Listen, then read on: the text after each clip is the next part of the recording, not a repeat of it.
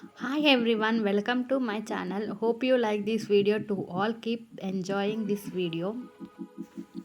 ఈరోజు mutton curry ఎలా చేసుకోవాలో చూద్దాం. Simple and tasty mutton curry.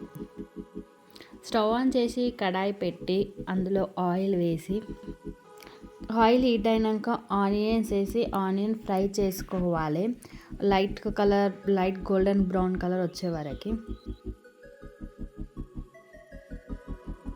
Onions fry అయినాక అందులో కొద్దిగా దాల్చిన చెక్క, లవంగ, ఇలాచి, కొంచెం సాజీరా వేసుకోవాలి.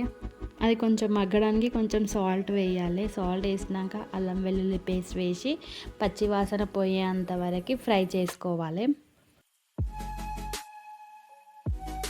హాఫ్ టీ స్పూన్ పసుపు వేసుకొని ఒకసారి కలుపుకోవాలి.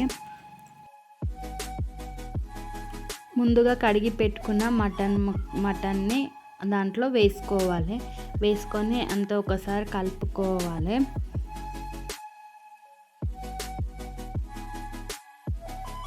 మటన్ వేసినాక ఒకసారి అంతా కలుపుకోవాలి.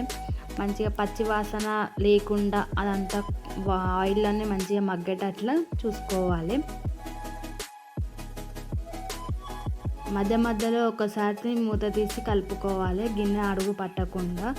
అది ఎంత బాగా మంచిగా ఉంటుందో అప్పుడు మనకు మటన్ కర్రీ అనేది చాలా టేస్టీ ఉంటుంది. ఇలా కొంచెం ఆయిల్లో ఫ్రై అయినాక మనం కట్ చేసి పెట్టుకున్న టమాటా వేసుకొని కలుపుకోవాలి. టమాటా కొద్దిగా సాఫ్ట్గా అయినాక కారానికి తగినంత కారం వేసుకోవాలి. కానీ మటన్లో ఎంత కారం ఉంటే అంత స్పైసీ ఉంటే చాలా టేస్టీగా ఉంటుంది. కారం వేసినాక మొత్తం ఒకసారి కలుపుకోవాలి. మంచిగా కారం అనేది ఆ పీసెస్కి పట్టేటట్లా కలుపుకోవాలి.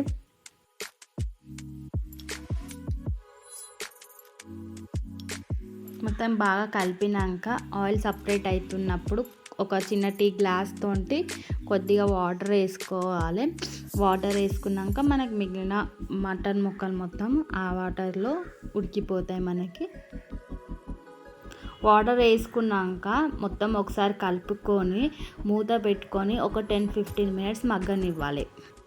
10-15 మినిట్స్ అయినాక మూత తీసి చూసి ఆయిల్ అనేది ఇట్లా సపరేట్ అవుతున్నప్పుడు మనం అందులో కొత్తిమీర వేసుకోవాలి. కలమాక్ ఎప్పుడు ఫస్ట్ వేయకుండా ఇలా ఒకసారి ట్రై చేయండి, లాస్ట్లో వేయండి. చాలా బాగుంటుంది. కలమాక్లో ఉన్న ఫ్లేవర్స్ అన్నీ కలమాక్ అనేది లాస్ట్లో వేస్తే చాలా బాగుంటుంది. అండ్ అందులో కొద్దిగా గరం మసాలా పౌడర్, కొద్దిగా ధనియాల పౌడర్ వేసి ఒకసారి అంతా కలుపుకోవాలి.